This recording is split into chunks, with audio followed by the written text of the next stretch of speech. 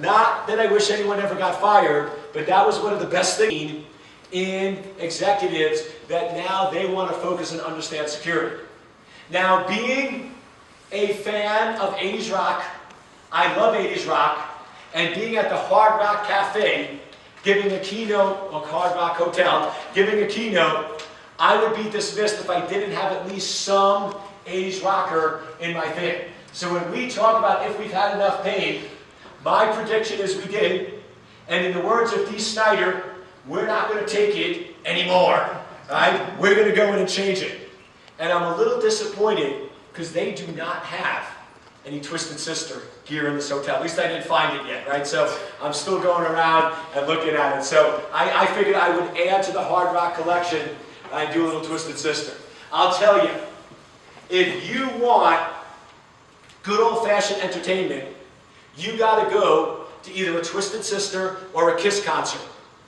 Nothing beats 69-year-olds wearing makeup and high heels. I mean, it is just good entertainment. And you know what the best part about it is? Some of these rockers are grandpas.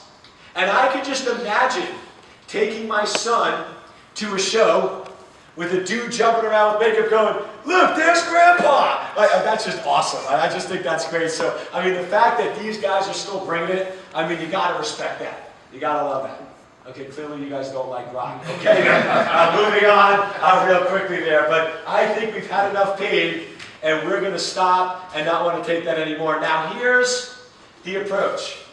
We have to recognize that no matter what we do, no matter what we put in place, we will not be able to prevent every attack. We will not be able to stop this adversary. We are going to get targeted, we are going to get broken into, and we are going to get compromised. That is a reality. We have to accept it. Now, I know some people and some executives get very upset. I was meeting with the CEO of a Fortune 50 company, and he goes, Eric, unacceptable. We are going to prevent and stop every attack. That is non-negotiable. And I basically packed up my bag. He said, where are you going? I said, I'm not taking this contract. He said, I thought you want to work for us. I said, not under those conditions. You're setting me up for failure. I said, you got to recognize, you got to get over it. You're going to get compromised. And here's how I convinced him. I said, sir, you 100% healthy? I said, are you going to live forever? Are you 100% healthy? He said, of course not. I said, are you going to get sick during your life? He says, of course.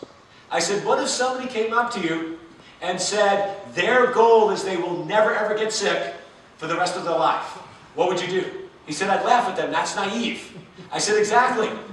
Every one of us recognizes that because of the threats and vulnerabilities, no matter what we do, we are going to get sick. Our approach to life is not saying we're never going to get sick. Our approach to life is minimizing the frequency in which we get sick and the impact it has. Getting sick is not a sign of weakness. Now, getting sick every month and being put in ICU is a sign of weakness, but getting sick once a year is natural and normal. Same philosophy. Saying you're never going to get compromised is as naive as saying you're never going to get sick. It's going to happen. Your approach needs to be on minimizing the frequency and minimizing the impact in which it occurs, but we do have to recognize that breaches will happen. So therefore, we will not be able to prevent all attacks, and in cases where we can't prevent them, we need to detect them in a timely manner.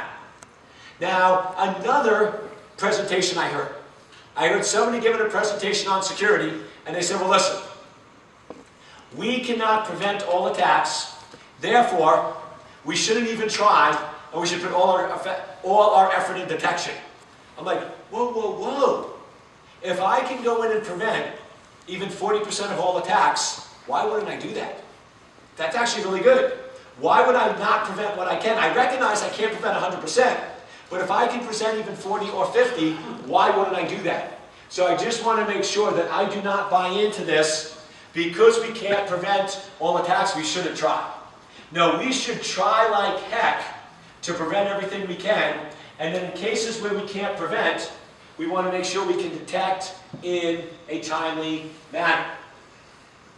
Now, in order to have good security, it is like building a house. You have to make sure that you have a good foundation. What's the problem with most organizations? They have built the security house with no foundation. That's why it falls so quickly. Let's be clear. Every organization this year that has had a breach has spent at least $30 million on security.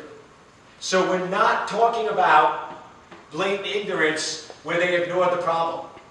These are organizations that have spent significant amount of money on trying to do security, and none of it prevailed or protected them because they didn't have the good foundation. We all know we can build the most beautiful house in the world, but if it's not on a good foundation, as soon as wind, rain, or storms come, it's going to collapse very quickly. What is the foundation of the security house? It's basically three things, with the bonus fourth. Asset identification, configuration management, and change control. I'll tell you right now, if you're not controlling what assets are plugged into your network, you're not controlling how they're configured, and you're not managing change, you're going to lose. You're going to lose every day, you're going to lose every week, you're going to lose every month. And I'll prove it to you. If you don't know what's on your network, how it's configured, and controlling change, what stops somebody from plugging a new device into your network that has major vulnerabilities, that contains sensitive information that's accessible from the internet? Nothing. You can't control it, you can't manage it, you won't know about it, and you're going to lose. So that is the foundational. So I want you to go back to work and give yourself a report card. For asset identification, what grade would you give yourself? And A means you're doing it perfectly, and F means not so much. For configuration management, controlling and managing the configuration of devices, give yourself a grade. Controlling and managing change, give yourself a grade. If you are below a B in any one of those, that's where you should be putting your energy. That should be your top priority. That's where you should be throwing your entire budget for 2015. Because if you don't have those three things in place, really, the rest doesn't matter that much. You've got to have that solid foundation. Then, once you have the foundation, you then have to go in and know what your critical data is and where it's located. If you don't know what your critical data is and where it's located, how are you going to protect against it? And I'll tell you, I have never had a customer that when we've done data discovery gets even in the 90s.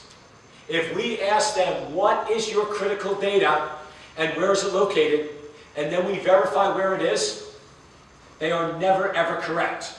Now just so we're clear, they're usually partially correct. So our good customers will go in and say, okay, our critical data is on these 4 servers. And you know something? It's on these 4 servers plus 3 additional ones. Now here's the problem. If you believe your data is only on 4 servers, where are you going to put all your energy and effort security? On those 4. If you're an adversary and you want to steal and compromise that data, what are you going to be focusing on? The 3 that aren't protected. So that's the issue. You don't get partial credit in security. If you don't know all the locations where your critical data is, and you don't start to protect it, we're not going to be able to focus in on the right areas. Now, what's the next interesting development in security that's going to help us be effective? Security is now becoming a priority. We are on the same trajectory as CIOs. Let me explain how CIOs progressed. In the 80s, when organizations started buying computers, buying networks, and buying infrastructure, companies recognized the importance of having a reliable, resilient infrastructure. So they created an information officer, and in the 80s, they were buried under operations. And executives quickly realized that operations is in a conflict of interest with IT, and that wasn't getting the information they needed. It was becoming blocking, and the CIO very quickly moved up to direct reporting to the CEO. Then they created a metric that could be used to verify and validate whether the CIO is doing their job. What is the metric of CIOs? Uptime. Uptime availability, 5 nines. So 5 nines is typically industry standard, 99.999% uptime availability. So now the reason why CIOs is such a mature area is because they have a clear metric with direct reporting to the CEO. Security is very quickly on that path. Based on many of the recent breaches, we have learned that putting security under CIOs do not work. The CIO has a completely different function than the Chief Security Officer. It becomes a communication block where the executives are not getting the information that they need. And I do know that CIOs get mad at me for that. But guess what? It's time you give up the territory. Security is a different function. It's different than uptime availability, and those two are sometimes adverse, and you cannot have one person responsible for both, because that's a CEO's decision, not a CIO's decision. The decision between uptime availability and security should be made in the boardroom, should not be made by an independent person. So security is very quickly being taken out from under the CIO and is very quickly reporting to the CEO. That problem is being solved thanks to all the breaches that have happened. The next thing we need to do is come up with the 5 nines of security. We need a metric that we can use to report to security. Can somebody grab me a glass of water in the back? Thank you. I forgot to do that coming in, and I'm realizing I'm not going to make it 30 more minutes if I don't get a little hydration going there, so thank you. So we now need to go in and figure out what the 5 nines are. Now, I will be honest with you. I have put a lot of energy and effort. Thank you so much, my friend. I have put a lot of energy and effort into this. And I will tell you, I will give you an answer. I do not think it's right, but I don't have anything better. And I'll tell you right now, it's a lot better than the default metric that you have today. Is the default metric that you have today for security. The default metric that you have today for security is, if you don't have a breach, you're doing good. Well, what's the problem with that? We're all going to have a breach, which means as soon as a breach occurs, you lose your job. That is evident based on everything that's happened over the last 12 months. Whenever a major breach occurs, basically whoever's responsible for security lost their job because the metric that executives were using was no breach equals security, breach means failure. Well, guess what? Based on the analogy I just gave about getting sick, we recognize we're all going to have a breach, which means if that's our metric, then you need to update your resume because you have a limited career track at your current company. So the problem set is we need to come up with a better metric than what's there today. And like I said, this metric is a lot better than not having a breach means you're secure. I'm not saying it's perfect, but here's the rule. You're not allowed to say my metric is bad unless you propose something better. So if you have something better, I am all ears and I will give you full credit. But I will tell you that this at least is a lot better than what we have today. The metric that we are using for our customers right now, I'm not saying it's necessarily going to be the long-term metric, but the one we're using that's very, very effective is attempted attacks. People trying to break in to your organization. Here's what I like about attempted attacks. It's a positive metric. It's showing what you're doing. One of the metrics I hate is vulnerability data. The reason I hate that, that's a negative metric. So you go to your executives and you go, last quarter we had 300 vulnerabilities. And then you come back, this quarter we have 280 vulnerabilities. And then next quarter we have 340 vulnerabilities. And next quarter we have 208 vulnerabilities. What are you doing? You are basically going to your executives every quarter and say, look how much we suck. Look at how much we stink. Look at all the problems we have. You're going in and showing them all your problems. If I was an executive after 3 or 4 quarters, what would I be thinking? What is my security team doing? All they come in and tell me is all the problems. They're not telling me what they're doing. We need a positive metric. This is a positive metric. Second thing I like about this, it is data that is readily available. I am not saying this is a complete data set that represents all the data that's out there, but one of the ways of getting attempted attacks is, what's another word for an attempted attack? A dropped packet at your firewall. So now we can go in and run a report of the number of dropped packets at our firewall, and that starts to give us an estimate of the number of attempted attacks that are occurring against our organization. So at least we have the starting point for a metric that now we can give to the executives. And I'll tell you, we are doing this with 17 of our customers, and the feedback I'm getting so far from the executive team is, finally, security is stepping up and defining a communication metrics that we can understand. Finally, they're giving us data that is useful to us in our organization. So the executives are going to go in and welcome this. Like I said, if you want to come up with something better, that's fine, but you're not allowed to say, I don't like it, because if you don't use this, you're stuck with no breaches, and guess what? There's a breach in your future, which means you better update the resume. So this at least will give us a starting point for success. Now, we also have to recognize that there's a paradigm shift that is occurring. When I talk about APT, what kind of threat is that? Everyone says external. Foreign adversaries, foreign competitors, foreign companies trying to break in. What we have to do, though, is we have to differentiate between the source of the threat and the cause of damage. The source of advanced threats are external. What is the cause of damage? The insider threat. Look at all the examples I went over. Look at the CEO where there was an accident at SANS High School. Him opening the attachment was the cause of damage. Go back to the laptops or cell phones in those examples of traveling overseas. It was those executives that carried those laptops back into the company that allowed the organization to be compromised. The cause of damage is the insider threat. Now, when I say insider threat here, I'm not referring to deliberate, malicious insiders.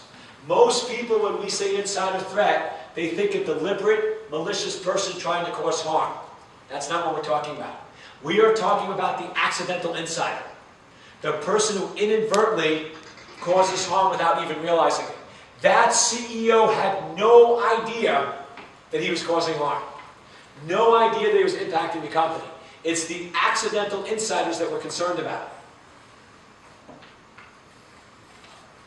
Now, the reason why this distinction is so important is many companies believe that it's all external, so they're buying all this new gear to deal with all this perimeter security, all this external threats coming in. Well, guess what? If they're not worried about what's happening within their network, within their environment, within their organization, then once again, they're focusing on the wrong area. So while the source is external, the cause of damage is internal. So now let's start breaking this really down into the fundamental pieces of attack. Now, good news, bad news. The good news is the general characteristics of how advanced threats work are pretty common. There's a pretty set DNA structure of how these advanced threats are going to work and operate. The bad news is the specific implementations are different and unique each time. The actual executables are different. The actual signatures are different. The actual delivery mechanisms are different. However, the general characteristics are the same. Any threat out there, including all the ones that I've mentioned, basically have these general characteristics. They're going to target an individual, and they're going to deliver a payload to that system. Then, they're going to upload files to the system, they're going to run a process, and they're going to survive a reboot. Longevity. They don't want to be on your system for an hour, they want to be on your system for 10 years. Then, they're going to go in, and they're going to make an outbound connection known as a C2 or a CNC, command and control channel. That's an encrypted channel back out to the internet, back to that adversary. They're then going to perform internal recon, and they're then going to pivot deeper and deeper into your network. So they're basically getting an entry point, setting up what we call a beachhead or a pivot, and then they're going to go deeper and deeper into the environment. So let's use that as our framework to now build out our approach of prevention is ideal, but detection is a must. When we're talking about preventing the adversary, we're really focusing on these areas. We can go in and limit the information that's out there. We can control and stop the payload, and we can go in and stop executables from running. I went through those solutions. Application whitelisting. Going back to the Australian top 4, doing application whitelisting will prevent and stop a large percent of this from occurring. Even my secondary option of running web browsers and email clients in virtualized environments will also prevent and stop this from happening. And our third option of using thin clients will also work in that case. So when we're talking about trying to prevent the adversary, we're really trying to control the delivery and execution. What gets delivered to your system and what gets executed on your box. We can start to prevent and stop that. Then, from a detection capability, we're really looking at what is the network patterns and the network traffic that's occurring and happening on the system. I am a real big believer on catching adversaries. Network forensics is the way to go. And the reason is, if somebody compromises and takes over a computer, that's really hard to find evidence. It can be done. Really brilliant forensic folks can do it, but that's hard. However, network traffic, packets are packets are packets. You can't hide. So now by going in and looking at traffic patterns, network flows, and connection characteristics, we can actually detect and catch that adversary.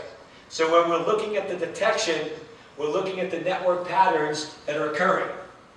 Now there's also a very important subtlety here that I want to draw out. When I'm talking about prevention and stopping this, where does most of this occur? On the inbound traffic. So I'm really talking about inbound prevention. Looking at what's coming into my network inbound and trying to prevent, stop, or limiting that. When I'm talking about detection, I'm really looking at what's leaving my organization or what the outbound traffic is. So what we're really getting at here is inbound prevention and outbound detection. Most organizations try to do everything inbound. Preventing inbound is good, but I'll tell you right now, if you try to detect an adversary on inbound traffic, way too noisy, way too stealthy, way too difficult. You're not going to win there. It's the outbound traffic where you're going to detect and find those adversaries. So now let's take our general area of prevention and our general area of detection, and let's break these down into some actionable things that we can do. On the preventive side, limit visibility.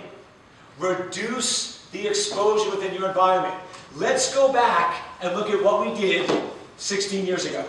When organizations first started deploying networks in the late 90s, what were adversaries targeting? Adversaries were targeting systems with public IP addresses. So what did we do? We took every system that had a public IP address, we put it on an isolated network called a DMZ, we locked down, secure, hardened, and patched those systems, and then we firewalled them off from the rest of the network. We made those very difficult targets. We actually caused the problem we have today. Because adversaries, whenever we make something too difficult, they're going to find a different way in. So those systems on DMZs are very hard to break into. They're hardened, they're locked down, they have limited visibility, and they're isolated from the rest of the network. Then what did we do? We then created our internal network to have this really strong perimeter, and then everything inside was pretty open. Because we thought in the 90s there was no way to break in to a computer with a private IP address. So we felt all of our systems that had RFC 1918 addresses were going to be secure and protected. We just had one big network where they were there. Well, guess what? Via email, web, and other mechanisms, the adversary figured out how to penetrate that perimeter. So now, when they get into one of those systems, they have full visibility into all the other networks. So we now have to do the same thing we did 16 years ago. We now need to take all those client systems, put them on separate, isolated segments, firewall them off, lock them down, and limit any sensitive data. So now if they get compromised, the amount of exposure is limited.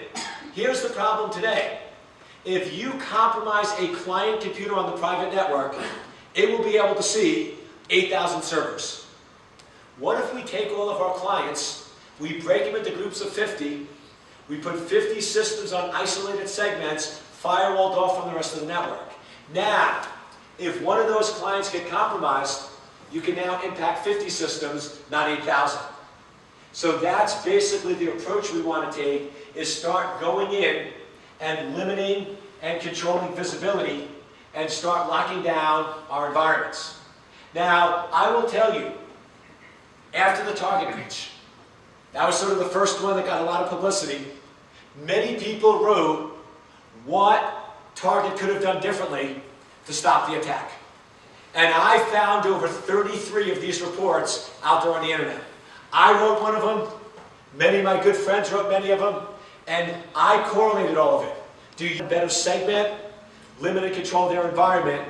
They could have greatly controlled and limited the amount of damage that was caused to that organization. Now, one other thing I want to throw out there. Drastic times, drastic measures.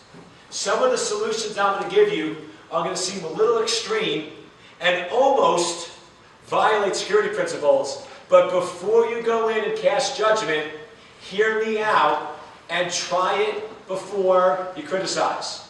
One of the problems that we've had with our clients is what? When you get compromised and the adversary sets up a command and control channel, why are they so stealthy? Why are they not caught for 14 months? Say encryption. Say encryption. Encryption, awesome, you guys are good. Love it, right? Encryption. They are setting up an outbound encrypted channel. What is the problem with encrypted traffic? Can firewalls read encrypted traffic? Okay, I'm just going to say a bunch, just say no to everything. Can firewalls read encrypted traffic? Okay, let's try this again. Say no to everything. Okay? No, right? I got to get my kids in here. My kids say no for anything, right? Even when they should be saying yes. Can traditional firewalls natively go in and decrypt traffic? No. Can IDSs? No. Can IPSs? No. No. So basically, by setting up an outbound encrypted channel, it now bypasses all of your security devices and goes stealthy. So one of the ways to catch some of the C2s is outbound proxies. If you proxy all outbound connections where you verify the crypto and decode the data, of course there's always some that can get around it, but most of the C2s will be caught and will not be effective through outbound proxies. So by setting up outbound proxies can start to go in and limit the threat. Well, we had one of our customers, they couldn't do outbound proxies. They had too many ingress-egress points and it was too complicated. So we need to come up with another solution. So here's the solution we deployed for them. Crypto-free zones. We basically took the last mile, the local LAN, and we made it crypto-free. Now yes, in and out of that LAN, there were encrypted proxies, SSL proxies, so you can encrypt out to other areas, but that local segment, the last mile, was 100% crypto-free. Now watch what happens. Old scenario. User gets email, user opens executable, system gets infected. System makes an encrypted outbound connection to the internet and goes undetected for 14 months. New scenario. Crypto-free zones with crypto detectors. Now, user gets email, user clicks on executable. System gets infected, and the system attempts to make an encrypted channel. Crypto detectors catch, flag, block, set off an alert, and we now just caught an adversary in 14 seconds instead of 14 months. Because we just took the adversary's greatest strength, their ability to hide with crypto and blend into the environment, and we created an environment where they now stick out like a sore thumb. So once again, not every solution works in every case. I'm not saying you should go in and make your entire network crypto free. That would be crazy. But select areas for select users in select systems, crypto-free zones can be a great way to be able to tag, catch, and find those adversaries. Detection. When a system gets compromised, there are noticeable differences. Noticeable differences in how normal computers work and how the adversary works. I'll give you two areas. One is, look at access to data. If you look at how a normal computer operates, a normal user, typically on a weekly basis, is going to go in. I want to hug you, man, but it's on video, so I'll hug you afterwards. Thanks, my man. A normal user is going to, on average, access about 40 files a week. Now, some are a little more, some are a little less, but that's about how much normal users go into access. Then, a normal user is going to have about 3 to 5 failed access attempts. Most users are only going to access data they should. They might click on something or try to open something they shouldn't, but it's going to be relatively low. So normal user activity, about 30 to 40 files accessed, 3 to 5 failed access attempts. If that system gets compromised, and it now becomes a pivot, where now they're going to do internal recon. What does internal recon do? They start walking the data store. They start scanning every file, seeing what can be accessed and what can't. When you start walking file shares, what happens to your access? You now go from 30 to 40 to 30 to 40,000 files accessed. You go from 3 to 5 failed attempts to 3 to 5,000 failed attempts. This is not a subtle difference. I can give you real data if you'd like to shoot me an email. It is huge, huge distinct difference. When you're going from 30 to 40 to 40,000, that is very noticeable. So now if you're looking at the access logs and doing correlation, you will be able to see distinct differences when internal recon is occurring on your system. Then we look at outbound traffic. At this point in the presentation, we now have the Dr. Cole Challenge. The Dr. Cole Challenge is this. I want you to go back to work next week. I want you to look at your outbound net flow data, and I want you to create 3 top 20 lists. The first top 20 list are the 20 IP addresses that have the largest number of connections leaving your organization. So that's one list. Then I want you to create a second top 20 list, which are the systems that have the longest connections. And then the third top 20 list of the IP addresses that have the most data leaving your organization. Here's the challenge. Any IP address on all 3 lists is a compromised system.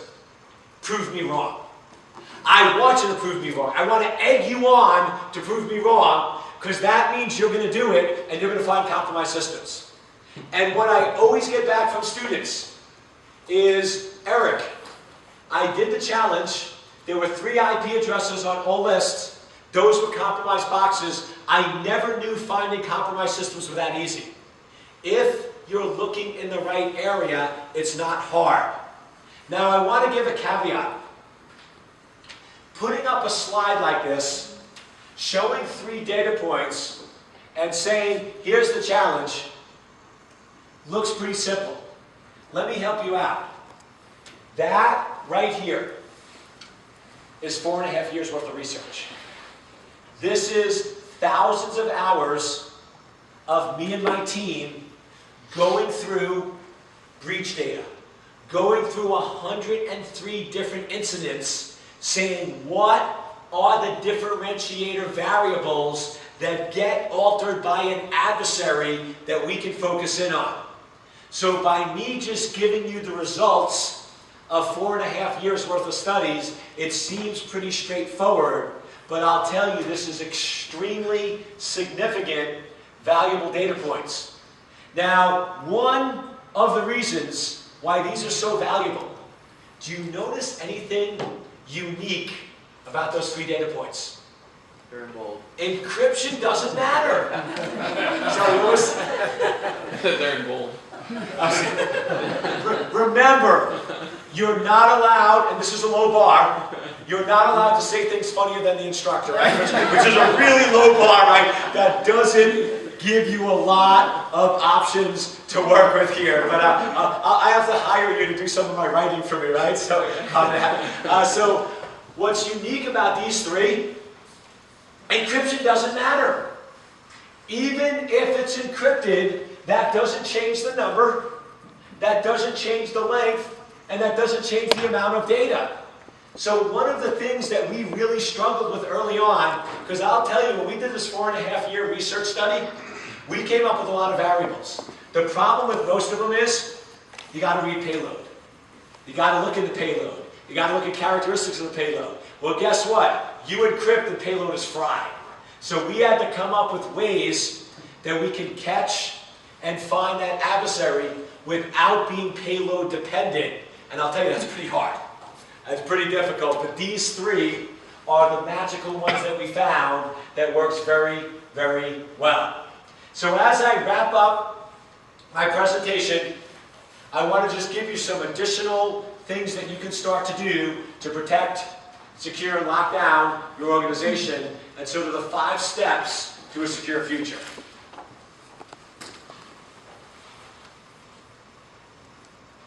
You can't protect what you don't know. It's all about critical data.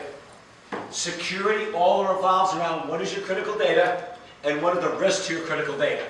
One of the biggest differentiators for my customers is I have them do this simple exercise. This is a simple but extremely effective exercise. Take a piece of paper and break it down into 3 columns. In the first column, I want you to identify what are your critical assets and the business processes that support them. Now, a couple of tricks for this exercise to work. You get 1 piece of paper. That means you have to write legibly. That means you can only write 5 or 6 things. You can't write 500. 1 piece of paper. In the first column, what are your critical assets and the business processes that support it? Second column, what are the threats that would have the highest likelihood of causing harm to those critical assets? Third column, what are the vulnerabilities that would allow those threats to cause the biggest impact to that critical data? So basically, each column is building on the previous column. Critical assets, threats with highest likelihood, vulnerabilities with biggest impact. Now, once you do this exercise, what's the third column? The third column is your roadmap.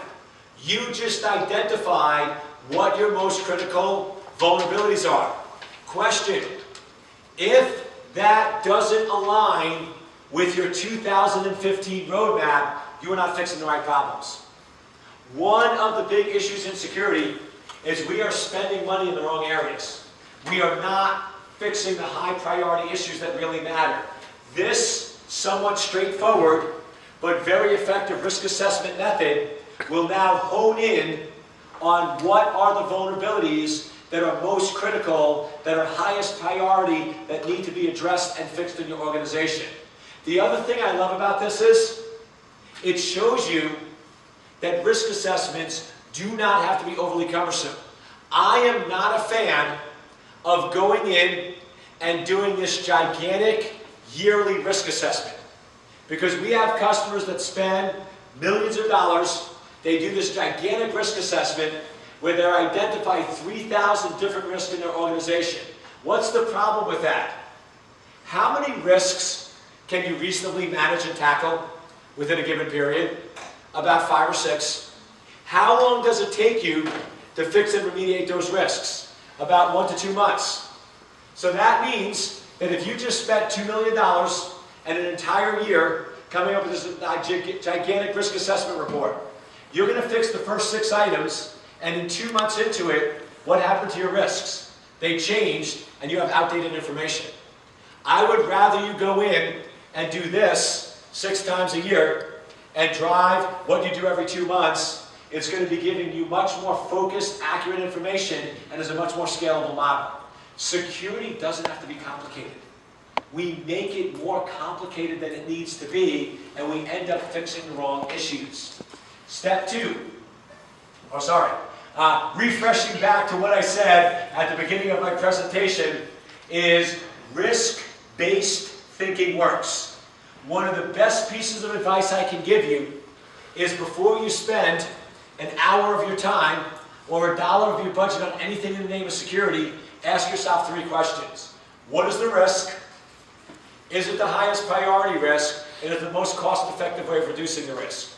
Risk-based thinking works, and is the way you want to focus in on security. Align your defense with how the offense works. Offense needs to inform the defense. Here is a high-level attack or kill chain. This is the basic way somebody will break into your system. They do recon to gather information, scanning to find out details, exploit your system, create backdoors, and cover their tracks. Now, here's the problem. Where do most organizations put their energy and effort on dealing with the adversary? Exploitation and backdoors. They basically try to patch, basically try to shut down services, basically try to minimize any additional services on the system. What's the issue? Why are we losing? Why is the adversary so good at this? Because that's where they focus their energy and effort. If they're putting all their energy and effort on the recon and scanning, and we're not engaging till down here, it's too little too late. We are not getting in early enough.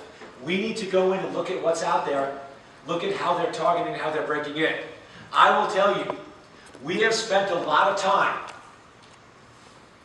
studying how the adversary does recon, how they identify targets, and how they go after individuals. And we are right now at a point where we have about a 91% accuracy in determining who's going to be targeted in an organization. So we have customers that we work with right now that we simulate the same exact recon that the foreign adversaries do, and we give them a list of the people who have the highest probability of being targeted over the next 2 months. Why is that significant? The reason that's significant is this. If you have 80,000 people in your company, and I tell you that 6 of them are going to be targeted, is that helpful? No, because you don't know it's 6. You can't go in and increase security for 80,000. That's not feasible.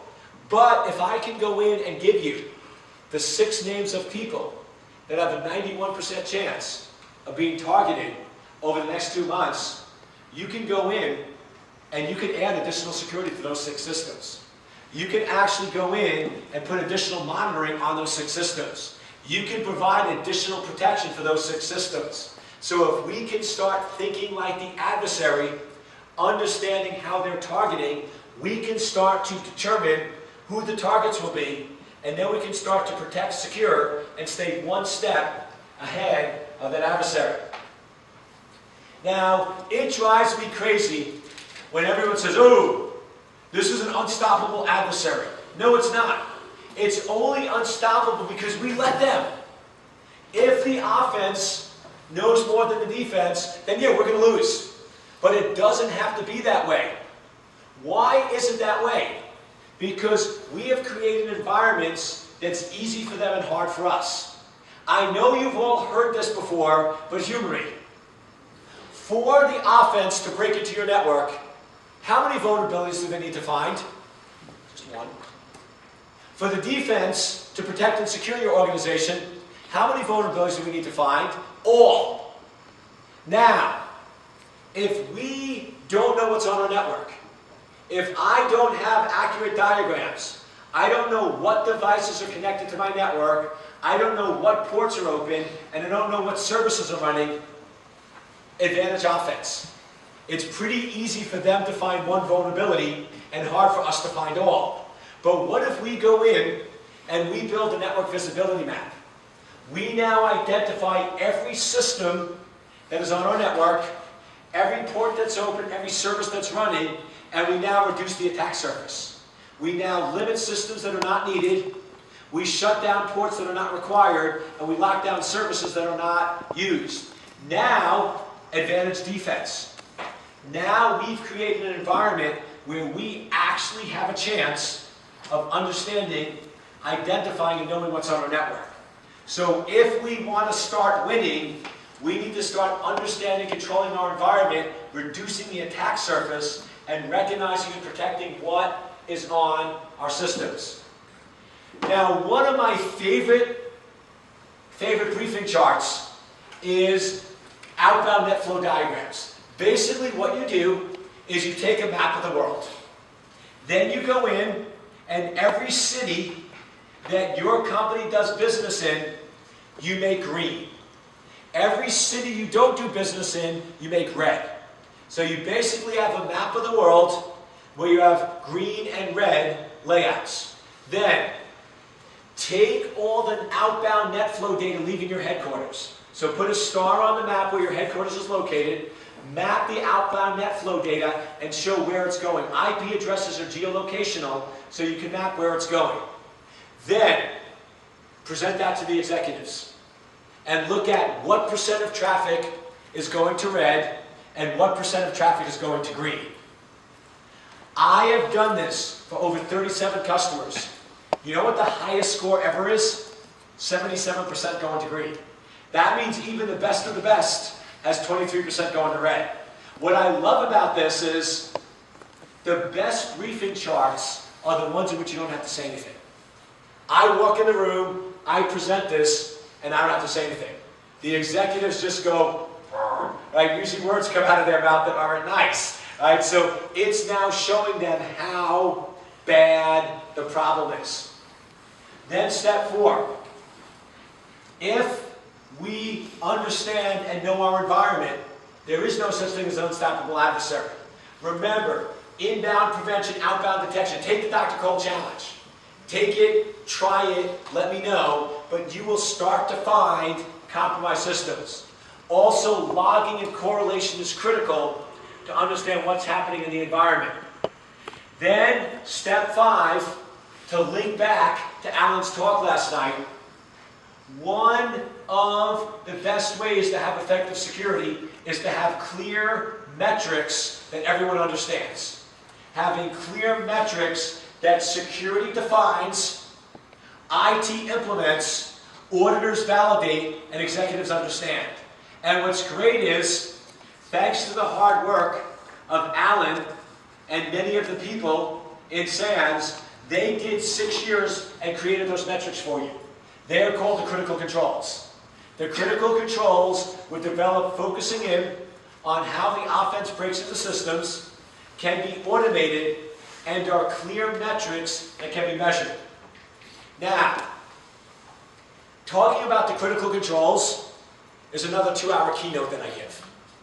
Now, I am crazy, but I'm not that crazy that at 9 o'clock at night to break into another 2-hour keynote. So here's what I'm going to do. I do not take your time lightly. The fact that you came out and spent the entire evening, what I will do is in a few slides, I will give you my email address. If you send me an email, I will not only send you tonight's presentation, but as a thank you, I will send you my 2-hour critical controls keynote with annotated notes that you can follow from an implementation perspective. So I felt that was a much better solution to give you a bonus talk as opposed to trying to cram in a 2-hour presentation into a 5-minute discussion on the critical controls. There are ways we can win at cyber defense. We need to go in make risk-based decisions, do our risk assessments, network visibility maps, understand what's happening in our environments, and ultimately let the metrics drive our solutions. We need to take control of our data and stop becoming an easy target for the adversary. There are actionable things we can do, and hopefully tonight I've given you some unique ways of looking at security and some actionable things you can take. As I said a few slides ago, I do not take your time lightly. I know how long you're in class for. I know you have many other things that you can do in the evening. So the fact that you would come and spend 2 hours with me means a lot. I really, really thank you for coming out tonight. Sincerely mean it. I hope I get to meet all of you throughout the week. Please drop me an email, and I would be more than happy to send you this presentation and the critical controls presentation. If there's anything else I can do for you, please let me know. Once again, thank you so much for coming out. I hope you got some great information.